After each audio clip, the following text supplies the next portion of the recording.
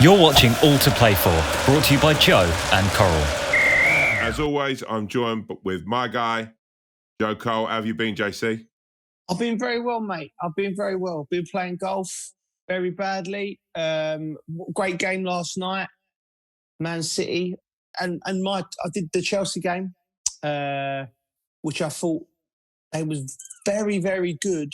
And obviously, you've got to be happy with going to Madrid and getting a draw. But I just felt they were there for the take in Madrid. If I'm honest with you, after Sunday, football's been off for me, especially watching Chelsea again. It was a bit of a whimper, wasn't it?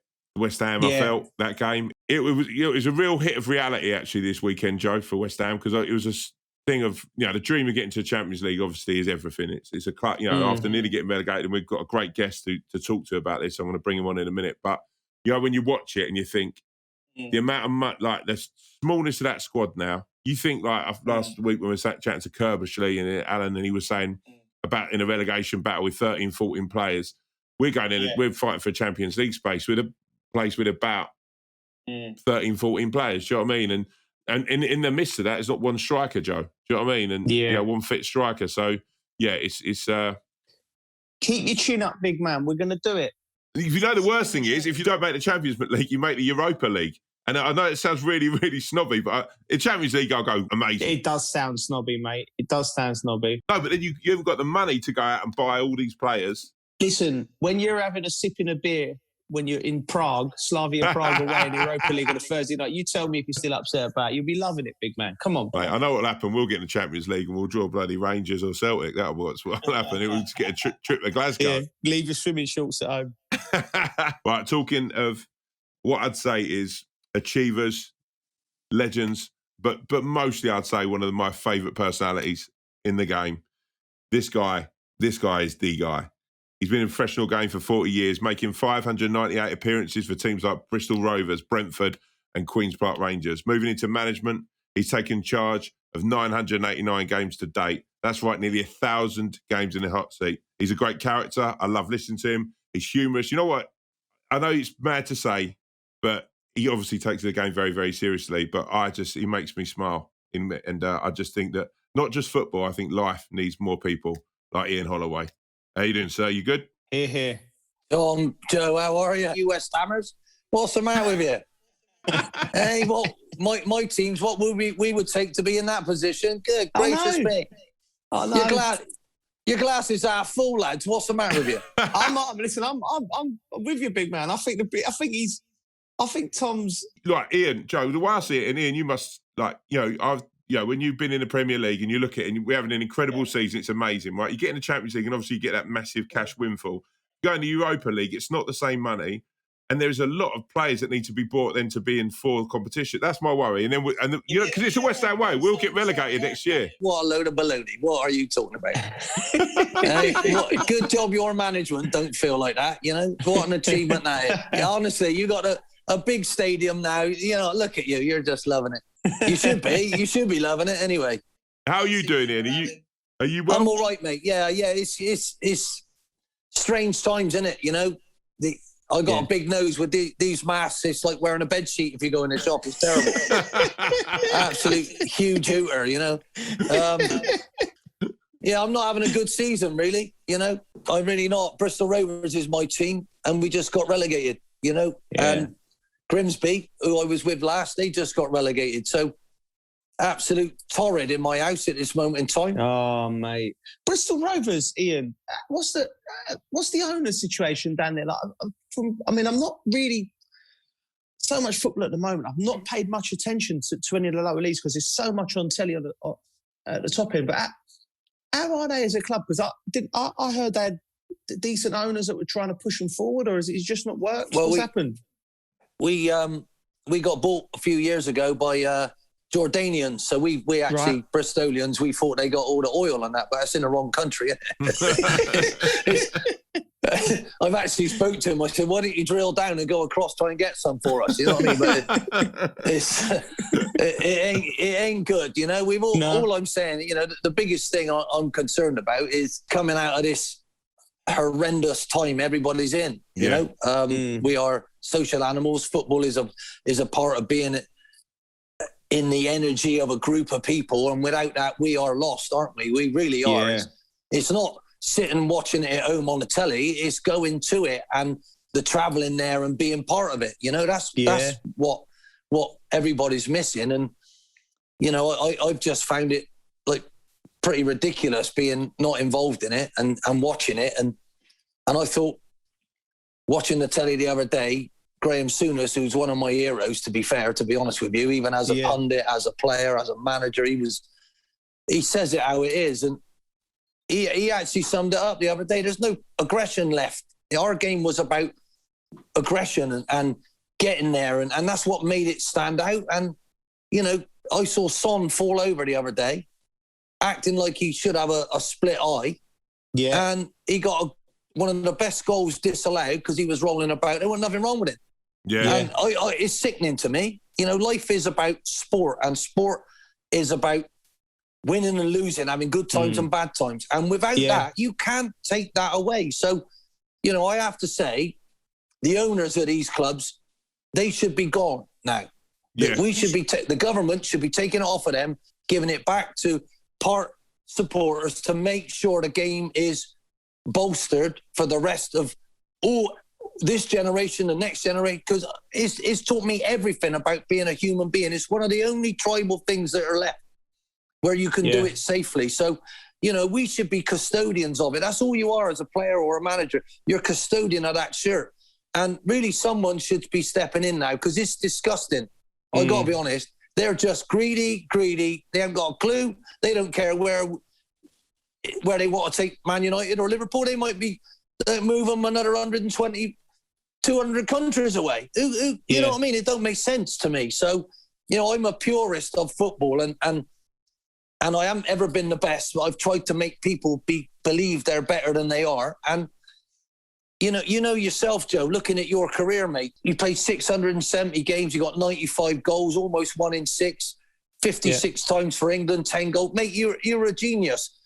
And look at the clubs: Chelsea, Liverpool, Aston Villa, West Ham, Coventry, Tampa Bay. It's all, you got that experience, mate, but you earned that, didn't you? You had to earn that. Yeah. Every minute of every game, you had to earn, son, by your attitude, how hard you had to work. If you didn't, they'd be hammering you, wouldn't they?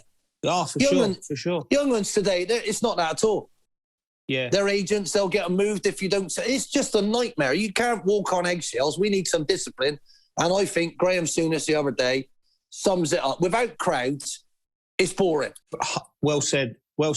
I completely agree with you. But talking about, you know, sort of smaller clubs and sort of going against all odds, I don't think there's many things done in football that have been as incredible as, you know, you in charge of Blackpool. I think you were the second lowest turnover in the whole league to finish 6th and get promoted through the play. I mean, the expectations on you that season, and actually what you did, I mean, that's got to be heralded as one of the great management, you know, jobs, doesn't it? It was just amazing. Well, it was my best days in football. And the reason being, I was out of work for a year after Leicester. I left Plymouth to go to Leicester. I thought I could step into a chance of working with someone like Milan Mandžić. It went horribly wrong. And then I'm left on me Jack Jones with no job. So what I did was I studied a way that I wanted to play. I realised I was scared to lose rather than attempting to win. My best mate, Gary Penrose, who I've grown up with, wonderful player, wonderful person, said, "Ollie, you're getting boring, son. Go and watch Swansea, go and watch Spain, go and watch how they do it and use your creativity." So I spent a whole year flying around the world looking at things and come back with a way I wanted to play. Looked at Blackpool's job, looked at who they had, and I thought that's great for me. So I went out to get the job. And really the thing was I stuck to what I wanted and I made them do what I wanted because I didn't want to carry on the way I was going. And it was about attacking. And to be fair, they didn't understand it at the time. Brett Ormerod, he went, "Where do you want me to run, Gaffer? I don't understand." And I was talking, I had chickens at the time. And I said, "Look, they know what to do because they just don't worry. They run, Brett." And he started laughing. He said, "They're cleverer than I am." I went, "Look, it's about the space you leave me. Yeah. So I showed him that if you run anywhere, it doesn't matter where you run, even if you ran offside, you've left a space. So I want someone to be moving into that space. And I want you to be stood there if the other person, they got the ball. You are in that space. So when we win it, we know you're there. So we already had a plan of how to attack. And if your manager has a plan of how to attack and talks about you winning it back quickly and attacking, you're going to love playing for him. Positive. And that's what happened. For me, my lads, they took it on. We did it every day. It was repetitive. And in the end, they were moving without their bodies knowing. It was an absolute joy. Mate. To have an owner like I had, who everybody hated. I could blame him, couldn't I? I could blame him. He was bad cop, Carl Oyston. And anybody moaned, go and see him. And we were all in the same boat. Every one of us had failed at something, somewhere. Yeah. You know, Charlie Adam got him from Glasgow Rangers. It wasn't going well there. Stephen Craney had been to Leeds and it hadn't gone well there for him. So I managed to get an awful lot of us who felt like we had something to prove together. And it was absolutely marvellous, lads, I got to say. That season, Joe, do you remember that Blackpool side? Because they did the double over you. You were at Liverpool, right? And they did the double over you that season, right? Yeah. I remember the team. Yeah, I remember the team, mate. Yeah. One of many of my not so great moments of my Liverpool time. But I remember playing that team and thinking, well, this is new. We'd seen Swansea do it. And Ian was bright. He's obviously gone away and he's gone and thought to himself, you know, very much a traditional manager, the way he played. And then he's gone and he took that Blackpool, because these players were playing in the right way, you know, positive. The way that football is played now by most people, Ian was ahead of the queue doing it, along with Brendan Rodgers, I feel. And that's the reason, the style of play and the fact that Ian was a bit creative, went outside the box, looked at the Spanish, looked at what they're doing and the way football should be played. And then players thrived, like Charlie Adam, the career he went on to have after that. He could have got lost in the lower leagues, Charlie, and not had the career he had, but he met a good manager who got his ability out on the pitch in a positive way. So, like, yeah, Ian was very forward thinking on that way, and I champion good football, and the way that I grew up playing football, the old Charles Hughes model, you know, 4-4-2. You constantly working on where you are defensively, being, you know, not giving the ball. Everything was a negative connotations, even no square passes, because if you lose it, it cuts out. Like, you can't be gung-ho, but there was no plan. Actually, and even as a 15-year-old, 16-year-old, because I was a different type of player, I was thinking, this ain't right. And it wasn't until I met Jose, and later on, I met a guy called Rudy Garcia, who's manager of Lyon now, and we worked on patterns of play, passing through the lines, coming out through the back, where rotation of play. And I thought, wow, like, I was right as a 15-year-old. What we was doing was wrong, because the whole of everyone does it now. But Ian was ahead of the time with that Blackpool team. That was an incredible achievement to do it with that club. We've seen what's happened. It's sad what's gone on, but that team was a very, very good team. That they broke the mould. Well, the thing is, I had 12 choices up front. Yeah. And I would play 4 of them. Yeah. And I would have 4 on the bench. Yeah. And there would be 4 suspended, injured, or I'd just say, well, they're playing better than you, so shut up and sit there. You know, luckily for me, the fans bought into it. The fans were great. They made our ground somewhere a joy to play, because they sang a song all the time, mate. It didn't matter what the score was. Yeah. It was, this is the best trip we've ever been on. And they just kept singing it from start of the game to the end. I remember one time we were 2-0 down and they just kept singing it because they didn't mind the way we were trying to do it, you know? And I think that has changed in football. I think Guardiola has brought that to the whole world. It's not parking the bus and it's not winning. Yeah. You know, I remember Chelsea won the Champions League by doing that with a breakaway goal. They got absolutely hammered that day, but they won. You know, so what I'm saying, it's about how you win. That's what's more important, Joe. You know, and I think we got to make sure that we keep that balance of beautiful choreographed football, bop, and aggression and tackling, because that's a huge thing that is warranted in the game. You know, some of these players that we grew up and looked at, you know, were revered by that. They had everything. Tommy Smith at Liverpool. I mean, the absolute legend. Good God. Jimmy Case would break your neck, wouldn't he? Just to try and win the ball off you. Steve McManaman. It's all the same. You need that balance. Nobody better than Souness himself. So, you know, I see it more like a ballet now. It can't be like that. It can't go that way. So, you know, I tried to create something. It worked. I never left a legacy because when we went down from the Premier League, we got 39 points. We lost to Man United on the last day. You had a couple of tough, big moments in that season. I think being fined, was it 25,000, wasn't it, that season, for fielding the weaker team against it. I mean, were you close to resigning on that moment? And how did that feel? I was close to resigning. I was close to driving down to London, finding whoever it was, bringing you with me and beating the hell out of them. I mean, the whole point is they changed the rules that season. You had to submit a squad with 25 names on, right, that you were allowed to use, right? So I sent my squad in. It got sent back saying that's fine. So when I decided to change 10 of them, and we only lost 3-2 away to Aston Villa, and we were drawing with a minute to go, like, how can they tell me that's too weak a side? It's disgraceful, you know. I thought that side could beat Villa, and the very next side I picked 3 days later, taking on Tottenham at home, we beat them 3-1. So I was almost right. Yeah, but how could they tell me that group is too weak? Joe, just throw to you that as well, Joe, because you're part of a incredible squad at Chelsea, right? And it was a squad game. And I think this is actually where I'm talking about West Ham when we're having a joke. This is what I'm talking about when it comes to that sort of top six snobbery. Is that essentially what Ian's doing is he's playing a squad game, right? You're playing a squad. If that was Chelsea, Man United, and Fergie was the king of it, if you'd gone out and played, right, you got a league game here, and we're playing Blackpool, I'm going to put a slightly sort of like, this is the team I'm going to put, and then we've got Bayern Munich on a Wednesday, you're going to put out two completely different teams. Yeah. What's the difference of that happened at Blackpool? It was ridiculous. I don't know. Someone just would have had their bee in the bonnet over the FA, and I would question whether the people at the FA know who Ian's best side was, or best 16 or best 11 was at that time anyway, because I don't know whether they pay enough attention on actually what's going on the pitch.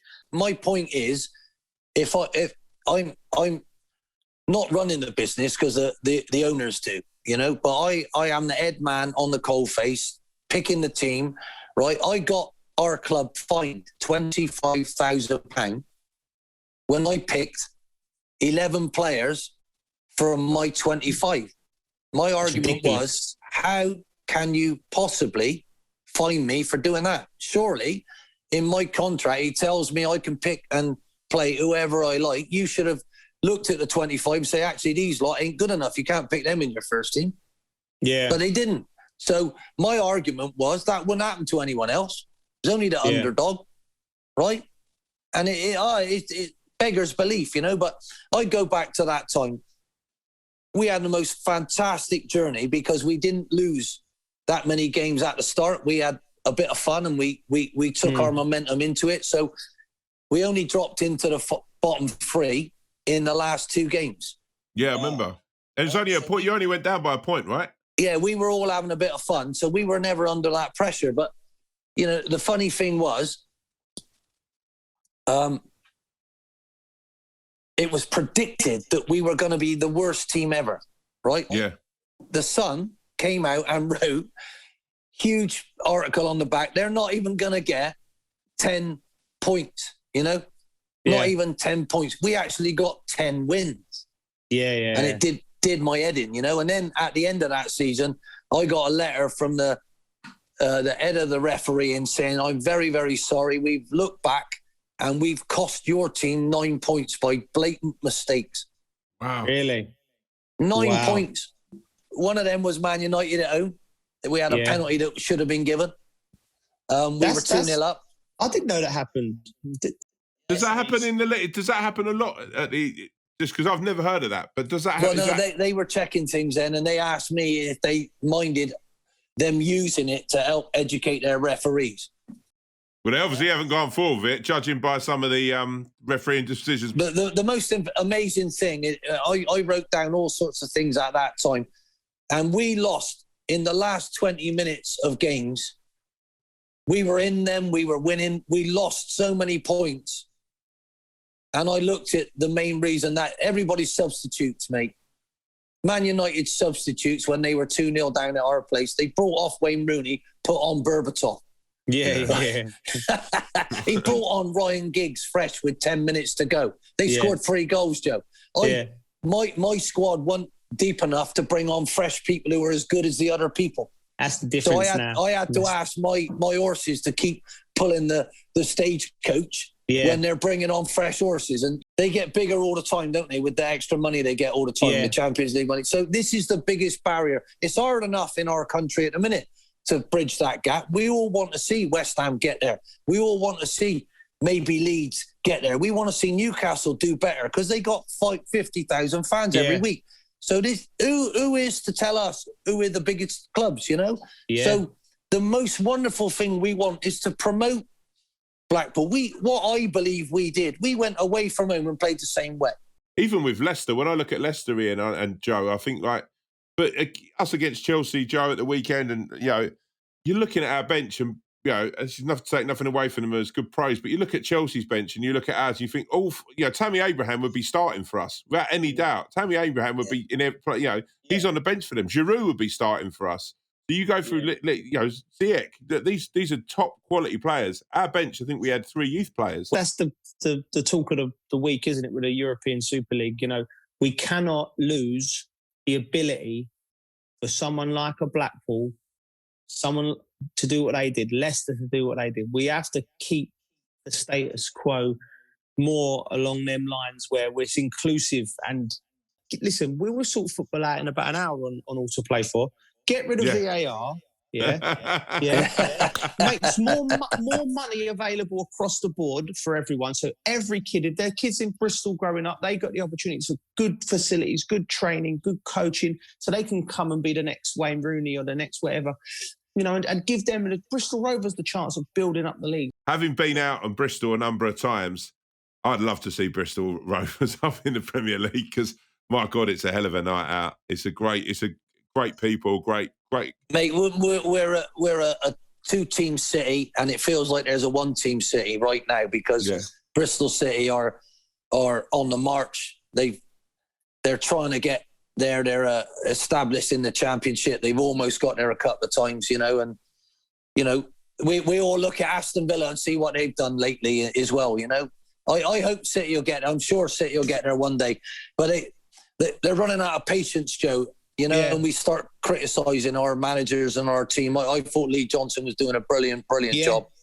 But people haven't got the patience, have they? You only got to look at Sheffield United, how he ain't the manager anymore. It don't make sense to me. What they've done over the last 3 years has been quite sensational. So, the wonderful thing about the game is no one can tell you to support. It's normally your family, isn't it? Normally someone in your family gets you into it. And we don't want to lose that in our country. We need to regain that. We need to actually get back to all of those wonderful feelings, and make sure the game is secure.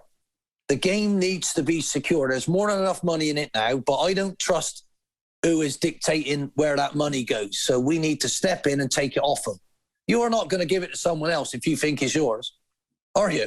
No. These big owners, they all they wanted was to secure themselves £3 billion and never get relegated. But I think the point is as well is what we're talking about with yourself at Blackpool, Ian, and we'll move on to Palace in a minute. But Chrissy Wilder last year, and me and Joe talked a lot about Chrissy Wilder, and I think what he did, it was actually very reminiscent of you at Blackpool. He brought a whole playing style. I think the 2 centre backs coming out and overlapping, it was sort of hit a lot of people. So arguably, you could have said last year, obviously you got Klopp, you got Guardiola, all these, but arguably for me, Chrissy Wilder was the manager of the year. I thought they were brilliant I side. think 3 years running he should have been. And then he has a tough year again, squad wise. He's not got a massive squad, so they're on shaky ground.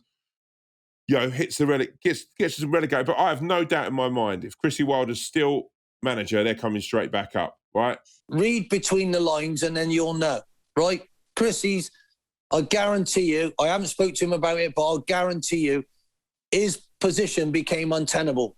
Yeah. At that club, because he wouldn't have wanted to carry on because of the relationship he would have had, or somebody would have said something, and then you can't do the work anymore. You have to be into it 100%. Yeah. And I'm telling you, when you've had success and then someone tries to tell you something that you don't agree with, why do you have to do it anymore? Yeah. You don't, right? If you're still scraping like a chicken in a pen trying to climb up that ladder, you got to take whatever you take on the way up. Yeah. But once you've done that and you've had a bit of success, you can actually say, do you know what? Is that right? No, that's not right. I'm not having it. But it won't be out in the public. Yeah. You know? And I believe that Chris has asked for something from their new owners, and they've said, and he's gone, right, get out of it then. Yeah, 100%. And no doubt. Because there's, and we'll never know for sure. He can't say it. But I guarantee you, and every time I see a manager go, I'm thinking, I know why that is. Yeah. You know, there might be a statement, with Mourinho, there might have been a statement that he was making. You could see it. You could see it bubbling. And I think they're wrong. I really do think Tottenham are wrong. Going forward in your career, because the next job, arguably, when you went to Palace, obviously Blackpool, you come up with Blackpool, right? That was one of the biggest feats I think, of recent times, to bring that team up to play. Then was there more pressure? Were you talking about that pressure of promotion? I'm just going back on a point you made there. Did you feel more pressure there when you went to Palace? Well, no, let me tell you, the main reason I left Blackpool, and the only reason, was we weren't progressing.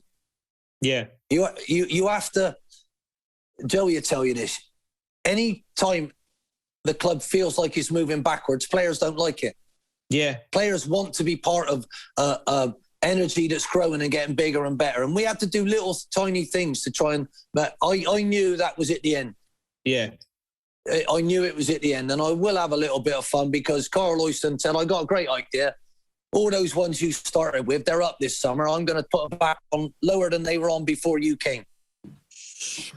And after everything they've done.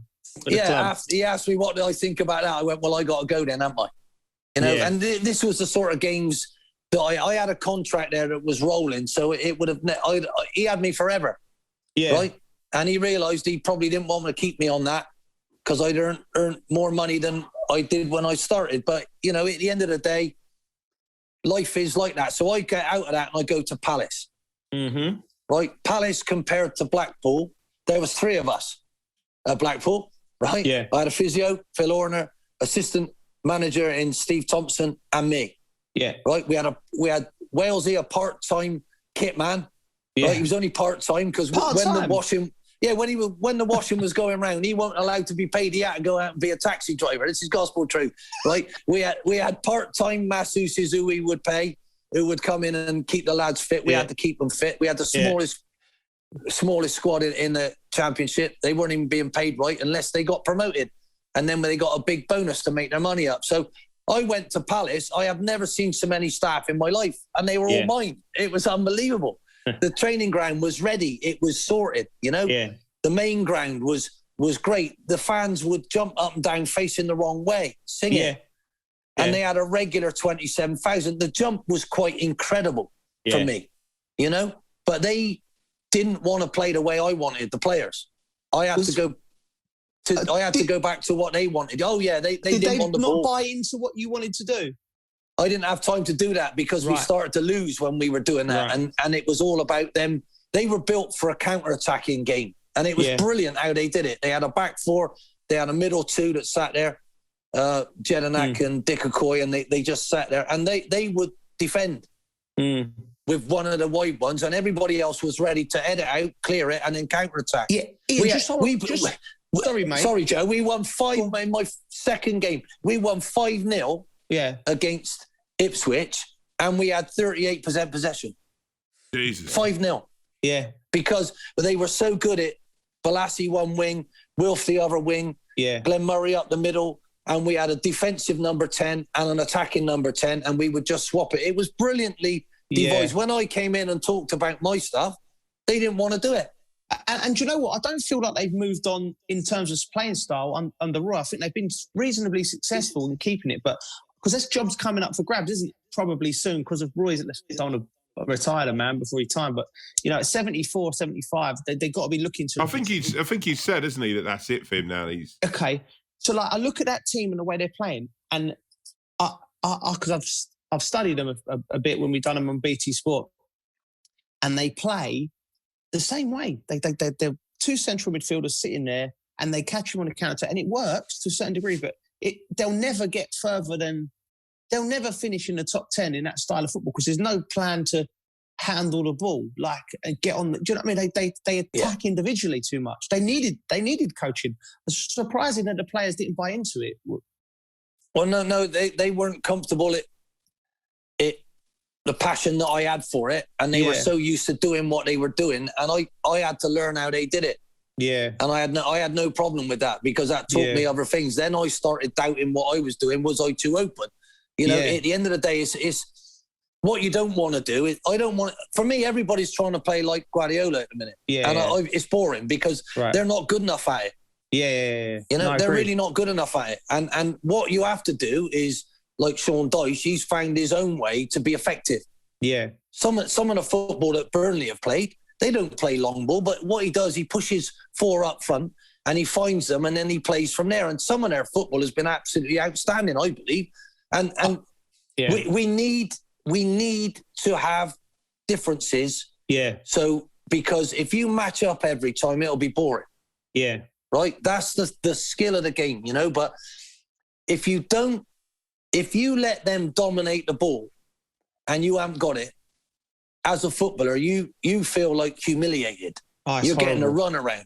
Yeah. You don't want that, Pressing and closing is a total skill and you need to learn it collectively. And I believe Guardiola teaches that so brilliantly. So does Klopp.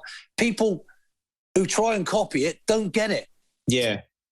Do they? Yeah. They don't get it. What you have to do is be completely and utterly at it, strangle them when they got it, don't give them any time, and then give them a run around when you get it. Yeah. And that's what is changed.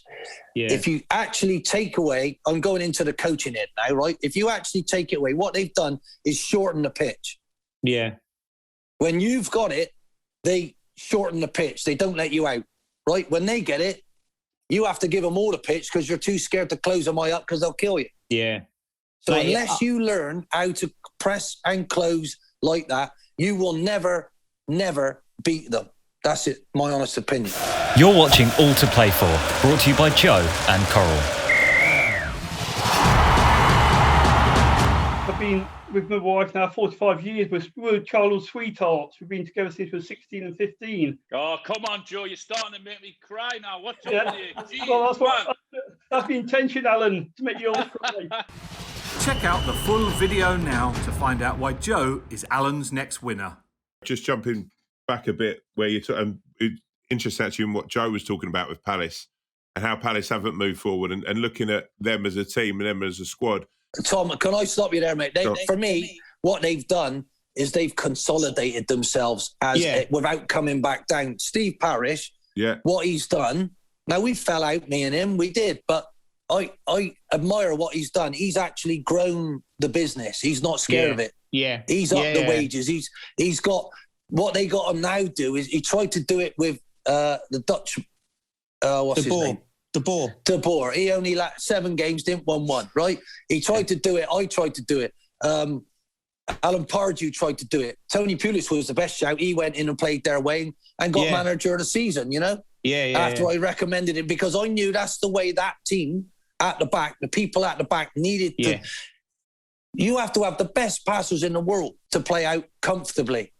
Ian, when you look at Zaha, do you think Zaha's perfectly built for that team, that way of playing? Or do you sort of slightly look at him and think, obviously he went to United as a younger man, but do you think, and Joe, this is a question for you as well, do you think for him, because I look at, I've seen him a number of times playing against us, a number of times playing and think he's a real talent. Tom, he's too comfortable. He's too comfortable and he hasn't developed as much as I would have liked for the ability he's got because he attacks too much of he's not been coached, in my opinion. No, that's unfair. He's not been asked and the players round him to bring the best out of his ability. He needed to go. He's too comfortable at Palace. If he would have gone to and worked with a Guardiola, where he hasn't got it all his own way, he'd have gone on more. So I just think he's been too comfortable. And I love Wilf. I think he's an amazing talent and he's a great player and he's had a great career. But I think in a different setup, maybe if Ian would have been able to implement that, like all the movement around him when he's got options and bodies to play. And I see him play for Palace and get the ball, and he's just like an old-fashioned winger. He'll go down the line, try and whip one in, or he'll come inside and score. But I want to see him link up more, but it's just not. Yeah. Palace they don't do that. Yeah, Joe, Tom, he's the most talented lad I've ever had. Yeah. And what I mean by that, at manipulating the ball, you got to have a talent at all different.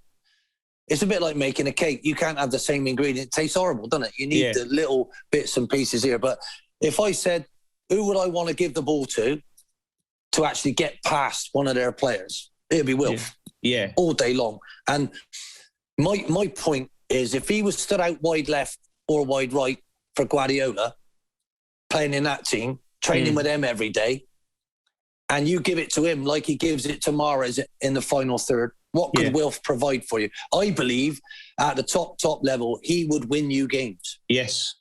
I do, right? That's why I phoned Sir Alex Ferguson and said, are you going to buy this kid? Because I believe he's good enough. I wanted him.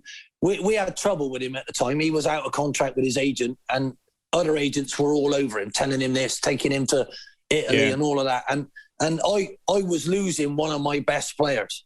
He scored the 2 goals that got us to Wembley. He got us the penalty at Wembley to get us up, right? We wouldn't have been up without Wilf. So I had to sell him to Sir Alex. Luckily, we just played Peterborough. He won us the game. And Darren had said to his dad, oh, my God, this kid's special, right? So for me, Fergie bought him and then he retired that summer. Yeah. Fergie would have loved Wilf. Wilf needed Fergie. Do you get what I mean? I agree. And David Moyes at that time, coming into Manchester United, couldn't have given him the love and the training that he needed. So it was a horrible situation. I'm glad he went back to Palace, but I'm going to break all their hearts now because I'd love to see that boy at one of the big wigs getting the ball in that last third an awful lot. Yes, you're right. He does need to move a little bit more, but I believe he's getting that final product. And it's all about belief with him. He was such a down-to-earth, lovely kid, Joe. Tom, he's a wonderful boy, honestly. Wonderful kid, you know, so... He's become quite a good pal, but this is one of the big stories. This is one of the biggest what really happened, Joe. So we're going to dive into Poogate. Gospel truth, right? We played the first game, we drew 0-0 at home. Yeah. With our arch rivals, Brighton, right? I lost the main striker in that with a knee injury. Yeah, Glenn Murray got injured. Yeah. So we're going over to their place. So we arrive at the ground. It's lovely, isn't it? It's a beautiful stadium over there. Yeah, it's lovely. New one, And I normally go in last. I said, lads, I'm going in first today. Right? I don't know why. I did. I went, I'm going in first. So I break through the first double doors. And Charlie Oatway stood there, smirking, smiling at me. And me and Charlie didn't always get on, but he had that he's a hard nut, you know, cheeky face and like a bulldog. And I thought, what's he smiling about? So I go through the second set of doors, which is leading into our dressing room, right? Yeah. And then there's the toilets there. And I got this whiff. And do you know what? I got dogs, right? And I know what it's like. Yeah. I know how bad it is. You give them something different to eat and you're smelling it the whole time. I thought there's something wrong here. So I said, stopped. And I said to the lads, hang on. So I go into the toilet and it's horrendous. I go into trap 1. There's 3 traps. Trap 1's the first one. The door's wide open. And on the floor, spread, not just stood there, not a lump of it which you can pick up. It was spread. Someone had put gloves on, spread it all over the tiles on the floor, all up the pan, all over the bog seat, bottom and top. It was disgusting, mate. And I have to say the tiles were them little bumpy ones, you know, the non-slip ones, and it was everywhere. Oh. So the pen and ink, again, with this hooter, it was terrible. So I go back out and I say to Charlie Oatway, get me your stadium manager and I want to see your chairman.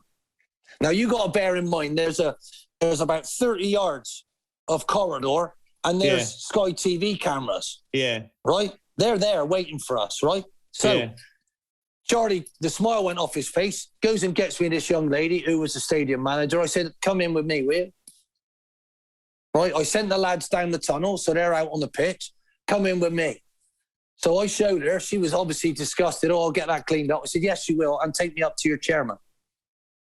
She went, oh, no, you can't. I said, no. I either walk down now and get the cameras in here, or you take me up to your chairman. Which do you want?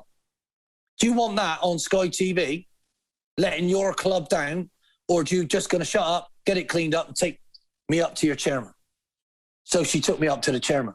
All right, okay. Tony Bloom. So I shook his hand and I said, look, Tony, there's been somebody's let you down. I don't know if it's the stadium manager's fault, but I got her here. But there is a excrement. Yeah. I use the posh word, not shit. Excrement being plastered all over the place just to try and put us off. Right? And I'm telling you, it ain't going to work. The lads are outside. I want you to clean it up. But on this reason alone, I really like you, but our club is better than yours at the moment. Yeah. Whatever the score, we didn't do that to you to try and put you off. Somebody has let you down in your beautiful ground. He went, I promise you, Ian, I will get to the bottom of it, and they will be dealt with. Did they get to whose bottom it was? I have no idea, but it was somebody's bottom, mate. And do you know what? I thought of a dog at first, but there ain't a dog in the world big enough to do that and spread that around, mate. Nah. And I hope whoever did it had gloves on, because that is just disgusting, isn't it? That's I mean, you won the game in the end, right? The reason we did, it affected who the most? You guys. Wilfried Zaha. Oh, really? Wilfried Zaha, before we went out for their warm-up, he said, can I have a word, Gaffer? Because this is what I'm saying about the boy. He went, how wrong is that, Gaffer? I said, look, Wilf, they are trying to put us off, right? And for us to be better than them, he went, well, we wouldn't. I said, I know we wouldn't do that, Will. But for us to be better than them, all we've got to do is one thing. I said, what's that? He went, win. I went, yeah. He scored 2, mate. Yeah. Happy days.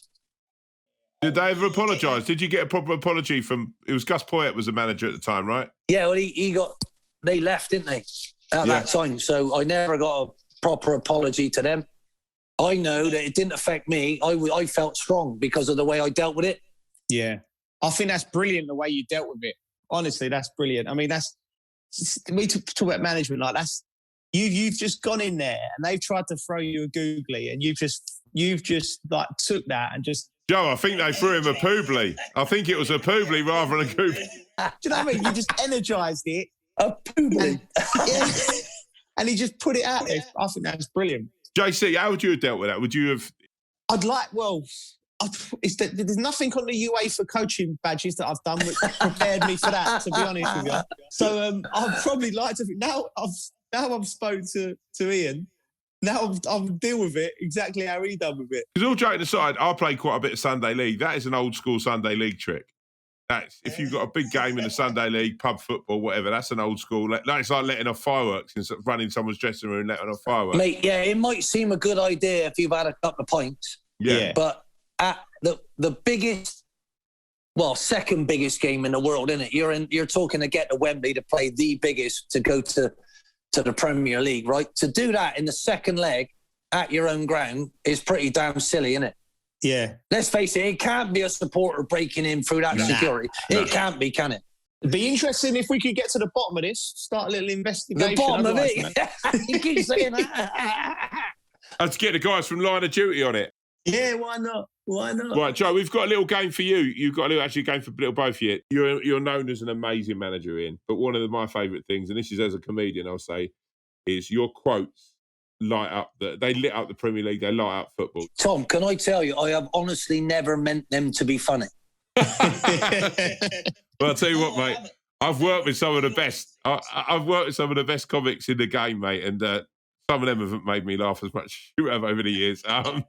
No, I think it's the environment. You're not expecting how I come out with it.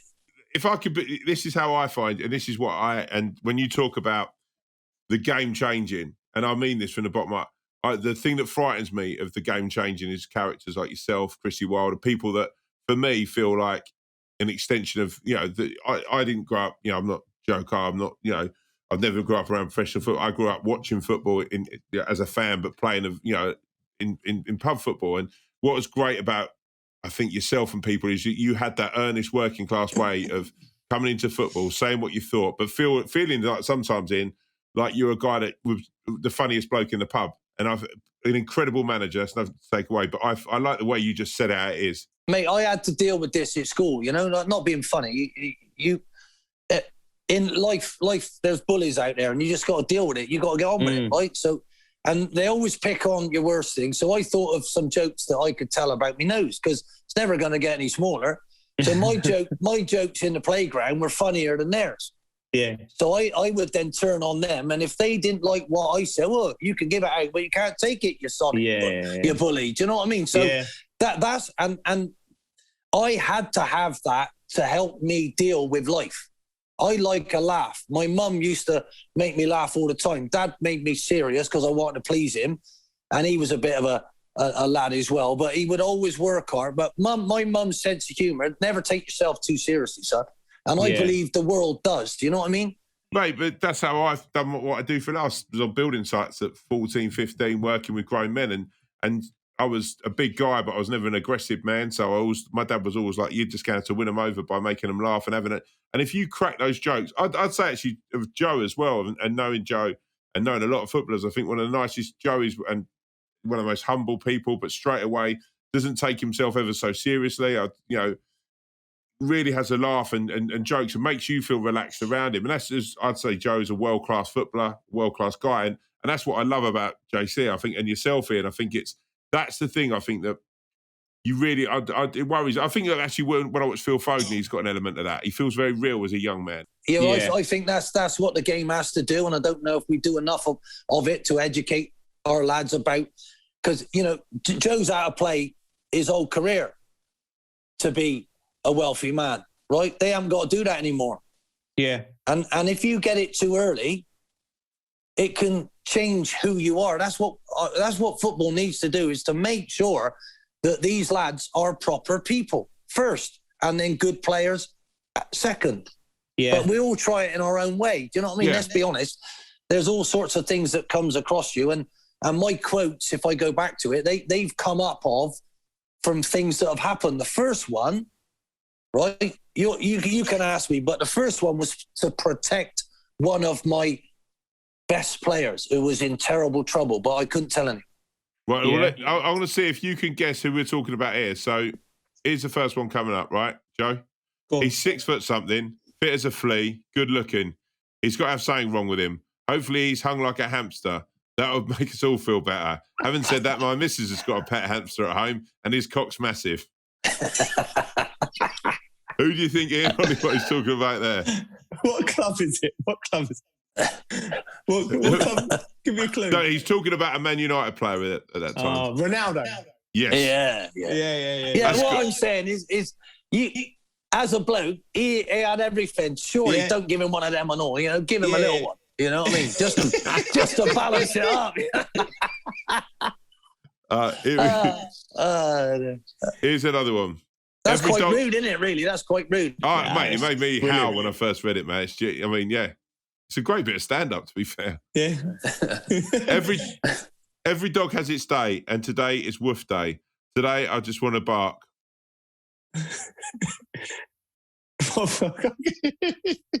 I know. I got an advantage. I know when it was. I said that as a manager. Yeah, you did. Yeah, you said that as a manager, didn't you? I remember. Yeah, I did. Yeah, that was at QPR. QPR. Yeah, that was your promotion clinching win at Sheffield Wednesday in 2004. That's right. Yeah, brilliant. Absolutely brilliant. Well, the thing is with that, right? I had taken dog's abuse the week before. We went down to Plymouth, and they were 4 points above us, and we were second. They beat us to go 7 points and be champions that day, and it looked like we might fall out of it because Bristol City were only 1 point behind us. So we had to win the last 2 games. I said that after we beat Sheffield Wednesday away from home 3-1. Yeah. Wow. But I just love it. You imagine how I was squeaky bum time. Do you know what I mean? Yeah. Up until that time, I got Bristol Rovers. I got up to first and second, and we fell out and never got promoted. We were 3-1 up in the first leg of the playoffs and lost to Northampton. So every time I got anywhere, I'd fallen off the cliff. Yeah. So I had to do it that time for my own self, you know. So I said that at the end of that. Well, talking of bums, let's go on to this next one. It was a bit cheeky, wasn't it? But I don't think that was that bad. It would have been worse if he turned around and dropped the front of his shorts instead. I don't think there's anything wrong with a couple of butt cheeks, personally. If anyone's offended by seeing a backside, get real. Maybe they're just jealous that he's got a nice tight one with no cellulite or anything. I mean, number one, right, Ian, like, look, that's a fucking great quote. But number two, you've got a great subject matter to jump in there, haven't you? Do you know what I mean? Yeah, but listen, how could a player get into trouble for just, do you know what I mean? Yeah, I think that's funny. You know, do you remember what this is about, Joe? Do you remember what it's about? I can't remember. No, go on. What is it? It was Joey Barton. He mooned the Everton fans Did he? when he was playing for Man City, yeah. Yeah, that's what I'm saying. Everybody was going mental about it, and I went, come on. I mean, you got to... He didn't... As I say, if he'd have gone down with his shorts, that's offensive, isn't it? You know? But the little moon, that ain't even that serious, is it? I didn't think so anyway. I thought you have to have a little bit of balance. I know. You know? This is actually my personal favourite. If we're talking lookalikes, he's Toad of Toad Hall, isn't he? You were actually sort of involved in this one slightly, Joe. He wasn't talking about you. No, Joe. What I'm saying, I call myself Gollum, right? my precious, you know? And I was going on about Mrs. Doubtfire, who's Neil Warnock, you know? I was going on about there was a time where I felt, please don't be offended by it, but you're West Ham people, but I thought David Moyes was a ringer for Ronald McDonald. So do you know who he's talking about lookalike-wise there, Joe? Was it a player? No, it was a manager. Manager, Toad in Toad Hall. You played for him? Avram Grant? Yes. I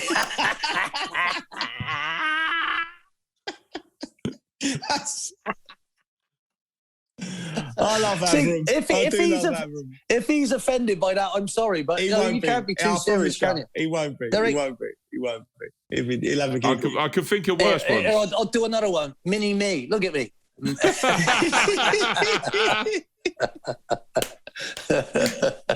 Right. You're someone off the BFG. You don't even realise I'll tell you what. I could be the big. I could be the big you. You could be.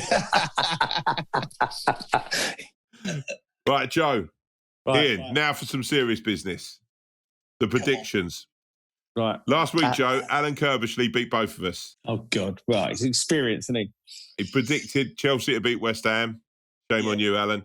And Man City to win the League Cup final. Joe, you got one right, going for Man City in the Cup final. I didn't manage a single one right last week. I'm hoping this time, yes, good. There's no West Ham because I go with my heart instead of my head. You can't. You go a love bet, don't you, when it's your team? Yeah. It's hard. So we're going to go first up here. So we've got Everton versus Aston Villa. Everton to win is 2-1 is 15-2 with Coral. So Everton, Aston Villa. I'm going to go to you first, Ian. Is Jack Grealish back? Is he fit? That's everything, isn't it? Dean Smith said he's feeling no pain and they're building his fitness up. They haven't been able to play. So he won't be starting, will he? I don't think he'll start. I think he possibly could come on. The thing is, this is an awkward one, right? They are so good away from home, Everton. It's unreal. Yeah. And at home, they've had struggles, you know. I really like Villa this year. I think they've been another cat, you know, if Jack was fit, I think they'd have been way higher than they are at the minute, you know, just about halfway, aren't they? So I think that's a tough one. I'm gonna say a draw. I think they'll draw. I watched Villa the other day, and again, I agree with Ian. I think there's a lot of talent there. And with Watkins is brilliant, isn't he? Watkins has been absolutely magnificent. Yeah. Traore's been superb. He's a real handful. He gives a foil for the midfield. I'm going to agree with Ian there. I think it's going to end up a draw. I think a score draw, a good score draw game. I'm gonna. You know, I have a weird feeling. I think Everton are going to put a little late push into that top 4 potentially. Yeah. And they've been magnificent, haven't they? What a great manager! Yeah, Brilliant manager. So I'm going to go Everton. Okay, next one. Arguably one of the biggest games in the Premier League. This, globally as well. Man United versus Liverpool. So Liverpool with Coral to finish in the top 4 of 15-8. What are you going to go with, Ian? Man United, Liverpool. Oh, it's so hard to judge in it at the minute with, without their talisman. I think without Virgil van Dijk, he made them look invincible, and they were, weren't they? So I think they've had a real tough season. I think Man United have improved. I love the talent that they've got. I think Ollie handles it brilliantly. I'm going to have to say I think Man United on the day will just do it. It'll be 2-1 or 1-0. Ollie? For the interest of competitive, I'm going to go with Liverpool. I just got a sneaky feeling. No, you're just sticking because you played there. You know what I mean? Look at you. Hey, you got to ask Blackpool fans. They made a song up. Can we play you every week? I'm going to go United. The game's sandwiched between 2 semi-finals for Man United. That's my thinking. Liverpool have to get to the top 4, or it's a disastrous season. So, but they have to win. Yeah, their confidence is through the floor, though, isn't it, mate? Not being funny. Yeah, I think United. I think United have. Yeah, I think they've got that bit between their teeth. And the final one, big one. West Brom versus Wolves, which is on Monday. Wolves to win, and both teams to score is 21-5.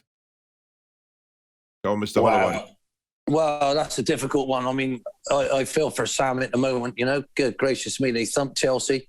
Then they didn't turn up in the next game, and then they get a late equaliser that might have killed them. Yeah. And Wolves got walloped 4 the other day, didn't they? So, what a tough one to say. I think I'll have to go for a Sam Allardyce trying to keep them alive. 1-0. West Brom. I'm going to go with Ian as well on that one. I think West Brom. I've watched them twice at the last 3 games. They're still fighting them. And when I look at Wolves, and you see today the manager's been linked with Tottenham. You got Neto injured. I think there's about 3 or 4 players who are looking to get out the door. Yeah, Jimenez is a massive miss for him, isn't he? Jimenez. For me, Wolves, it's a shame because the fans are brilliant there. They're absolutely brilliant. But at the moment, with the way that the club's set up, I think it's a passing through club.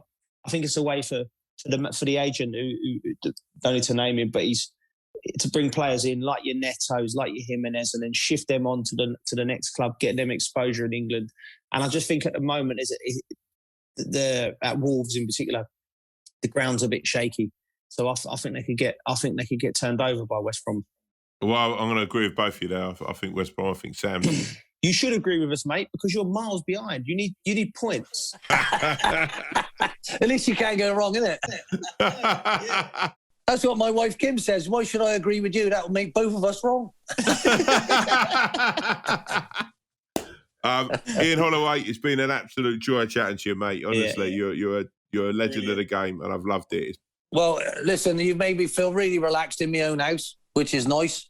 You've stopped me doing a load of work because we're moving, but I got to congratulate you on both your careers, mate. Oh, thank you, man. Thank you, Ian. You've been listening to All to Play For, brought to you by Joe and Coral. Thank you. See you next time.